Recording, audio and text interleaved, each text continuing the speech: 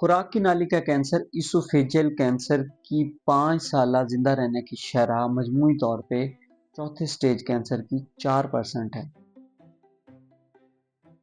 ये बात बताने से आपको डराना मकसद नहीं है, बल्कि बताने का मकसद ये है कि जितना जल्दी कैंसर डायग्नोज हो उतना अच्छा इलाज होता है। मैं हूं डॉक्टर मोहम्मद असद और आज मैं बात करूंगा इसोफेजियल कैंसर खुराक की नाली के कैंसर के बारे में।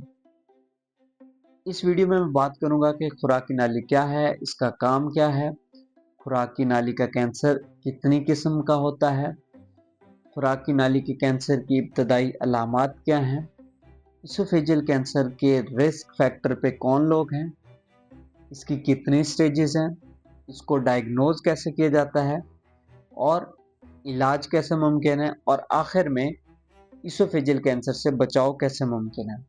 सबसे पहले इसोफेजियल यानी खुराक की नाली क्या है। खुराक की नाली मुंह से मैदे तक कनेक्ट करती है और मुंह से खुराक को मैदे तक ले जाने का रास्ता है। खुराक की नाली कि जब सेल्स के अंदरूनी खुलियों में बेकाबू बढ़ोतरी हो तो उस वक्त वो कैंसर की शक्ल इख्तियार कर जाती है। खुराक की नाली के 3 हिस्से हैं, सर्वाइकल, थोरैसिक और लोअर।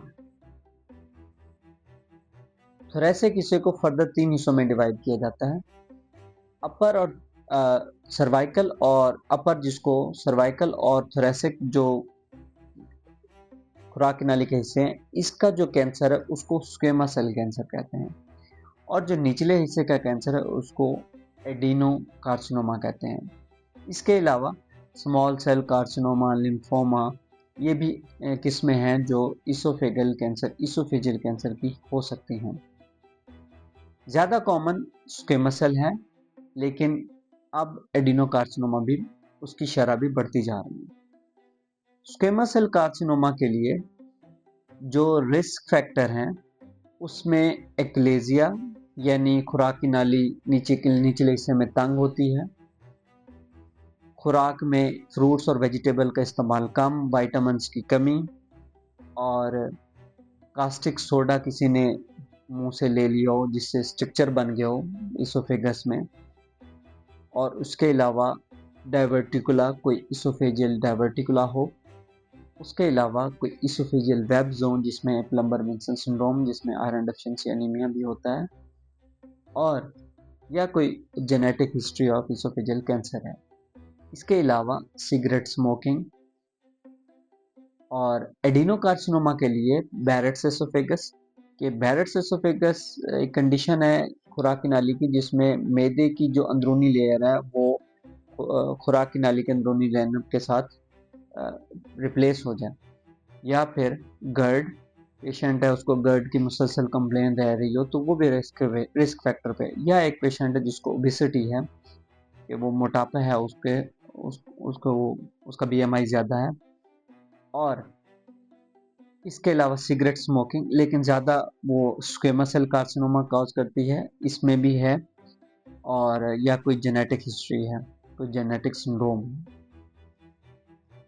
खुराक की नाली के कैंसर के सिम्टम्स क्या हैं। सबसे पहले प्रोग्रेसिव डिस्फेजिया के निगलने में, खाने में दिक्कत महसूस होने लग जाए, पेट में दर्द महसूस हो जाए, वजन कम होने लग जाए, उल्टी मतली की कैफियत हो या भूख ना लगे, और एडवांस स्टेजेस में हॉर्सनेस डेवलप हो जाए, आवाज़ बैठ जाए, या फिर कभी कभी बहुत अगर ट्रेकिया इन्वॉल्व हो गया, सांस की नाली इन्वॉल्व हो गया, तो उस वक्त निमोनिया होने के भी चांसेस हैं।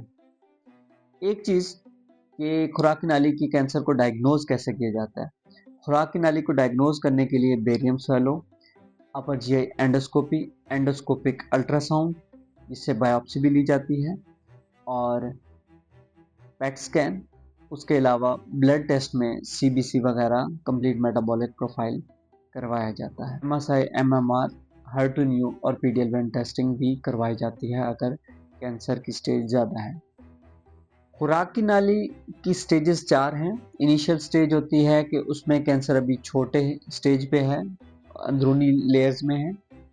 दूसरी तीसरी स्टेज में वो लिम्फ नोड्स जो वो दूध है, गिल्टियां हैं, उसमें फैल गया। और चौथी स्टेज में कि वो कैंसर जिस्म के दूसरे हिस्सों में फैल गया।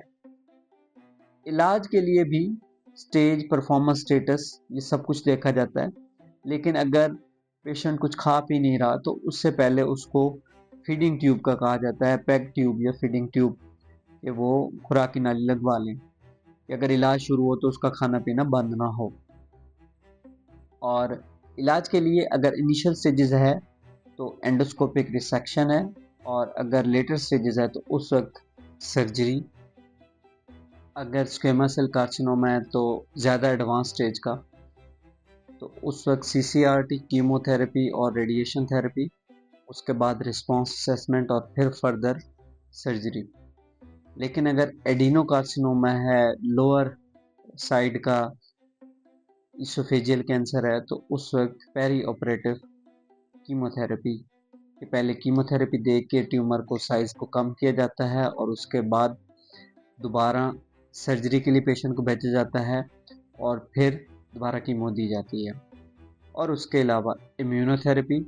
और अगर स्टेज कैंसर की बहुत ज़्यादा है, कैंसर बहुत फैल चुका है, तो उस वक्त हमारे पास ऑप्शन पैलिएटिव केयर या फिर बेस्ट सपोर्टिव केयर, कि मरीज़ को जो सिम्टम आ रहा है उस सिम्टम की पेशेंट को ट्रीटमेंट दे दी जाए, बजाय इसके कि पेशेंट को कैंसर को ट्रीट किया जाए। क्योंकि उस वक्त अगर बहुत एडवांस स्टेज में कैंसर को ट्रीट किया जाता है तो कैंसर ट्रीटमेंट के जो साइड इफ़ेक्ट्स हैं वो इतने ज़्यादा होते हैं कि पेशेंट को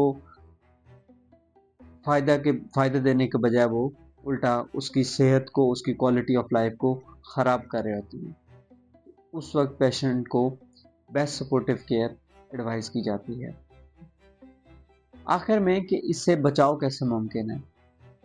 खुराक की नाली के कैंसर से बचाव के लिए मुतवाज़न खुराक इस्तेमाल करें, खुराक में फ्रूट्स और वेजिटेबल्स का इस्तेमाल ज़्यादा करें, सिगरेट नोशी और शराब नोशी से परहेज़ करें। सिगरेट किसी किस्म का भी हो, जिसमें पान, गुटखा, नस्वार या शीशा वगैरह कोई भी किसी किस्म का सिगरेट हो, उससे इज्तनाब करें। वज़न ना बढ़ने दें, अपनी रूटीन में वर्जिश रखें और बीएमआई अपने हाइट और वेट के हिसाब से, जो कि 18 से 24 तक होना चाहिए, उसकी रेंज में हो। इस वीडियो को शेयर करें और अगर आपका कोई सवाल है तो कमेंट में उस सवाल को मेंशन करें। अगर आपने मेरा चैनल सब्सक्राइब नहीं किया तो इस चैनल को भी सब्सक्राइब करें। Thank you.